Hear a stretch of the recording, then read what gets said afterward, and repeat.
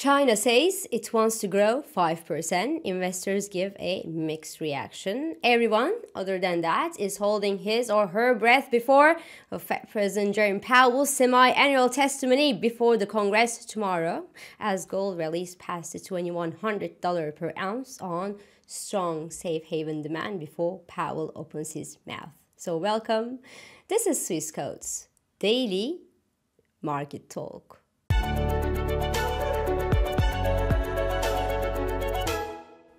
So China wants to grow 5% this year, create around 12 million jobs in the urban area, and print a 3% inflation. And I would like to become the Queen of the United Kingdom. I mean, these are quite ambitious targets, mind you, especially for inflation, given that the base effects will probably not play in favor of the growth numbers this year. And, well, deflation is not an easy battle to win, especially in the context of lost confidence, aging and shrinking population, and also a severe property crisis. Now, of course, the Chinese Premier Li Qiang said that he will actually need policy support to achieve these goals, and he does indeed need a lot of policy support, and even then, no one really guarantees the return of investment and spending in China. Because the problem is, while Xi Jinping's government gives with one hand, while taking with the other hand, because they do actually announce quite strong measures to prop up their economy and their real estate sector. But look, Mr. Li Qiang is not allowed to, take any questions from the public this year for the first time since 1993. Apparently, no one dares telling Mr. Xi Jinping that this type of changes that you make to your communication are no good when you are trying to gain back the confidence of investors and people out there. But hey, what do I know, right? Happily, the CSI 300 extended gains today, but the Hang Seng index was pulled lower by more than 2.5% in today's trading session due to steep losses in mainland stocks. On the data front, Caixin PMI printed an unexpected slowdown in the expansion of the Chinese services in February, while Tesla tumbled 7% at yesterday's trading session after announcing that its shipments from its Shanghai mega factory slumped to the lowest levels in a year due to, yes, of course, a dull activity in China during the Lunar New Year holiday, which is pretty much the equivalent of December and Christmas period in Europe. Nothing happens, but it's also due to more fundamental and concrete concerns like renewed price competition in the EV market. So all in all, Tesla shipped a bit more than 60,300 cars in February. That's 16% lower on the month, and that's 19% lower compared to the last year. Now, while Tesla was sliding a big 7% yesterday, Nvidia was busy traveling through uncharted territories.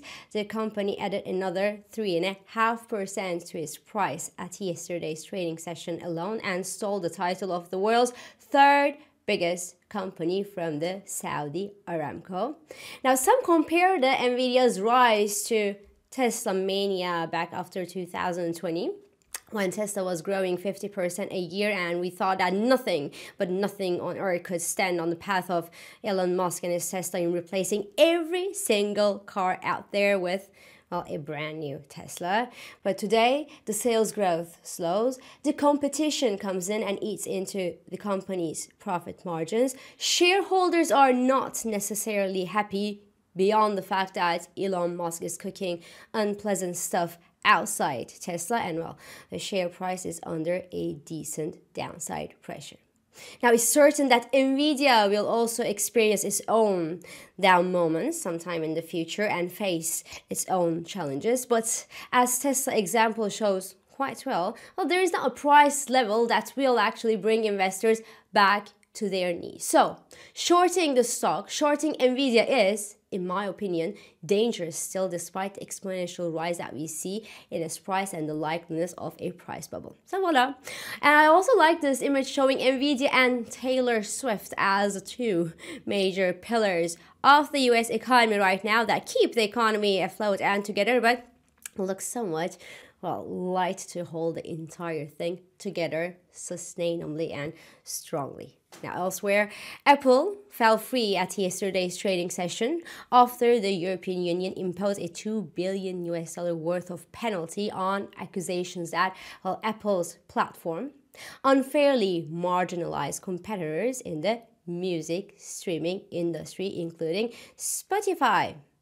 But seriously, I actually believe that Apple's biggest problem today is not that. It is that its late arrival in the AI is posing problem, and this also has this struggling business in China. So price-wise, yesterday's fall in Apple's price broke the $180 per barrel support.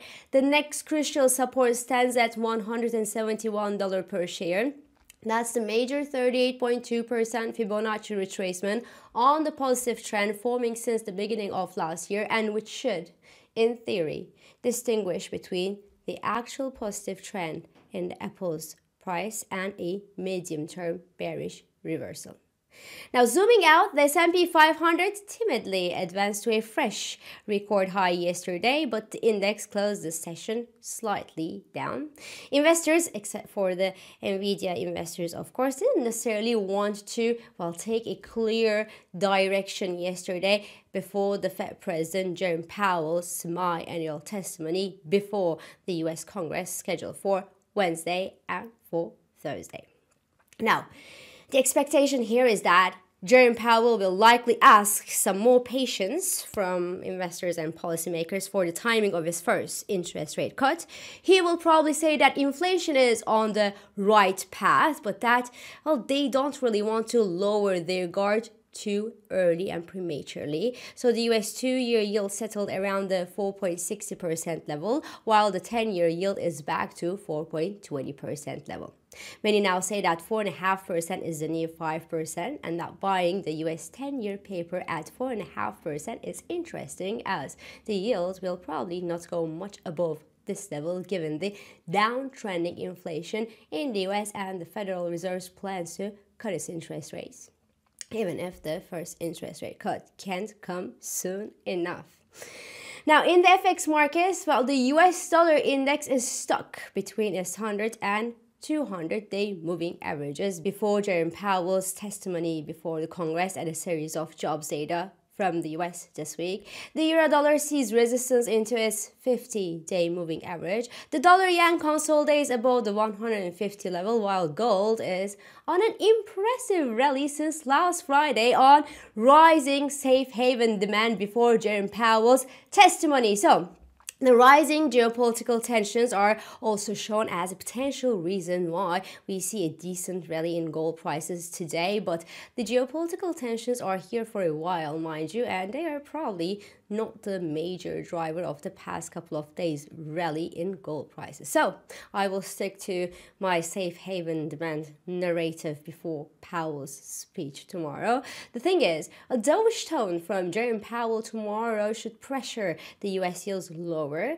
It should decrease the opportunity cost of holding the non-interest bearing gold, and that could eventually help gold extend its gains. But also keep in mind that low yields, on the other hand, will also boost risk appetite, and that would encourage investors to abandon their gold holdings and opt for riskier but better yielding assets. Therefore, I personally think that the upside potential in gold prices could be limited if the Federal Reserve cut bets are what's driving the gold prices higher these days.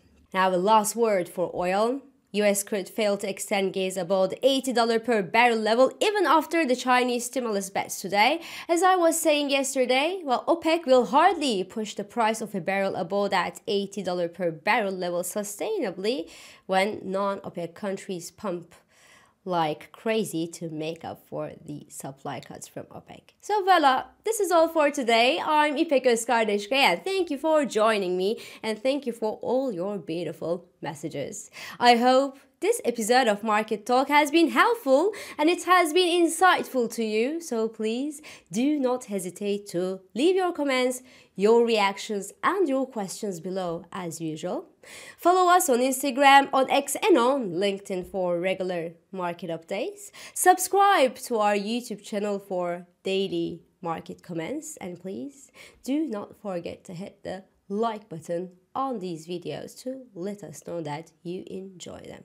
So I will meet you again tomorrow, and until then, good day trading.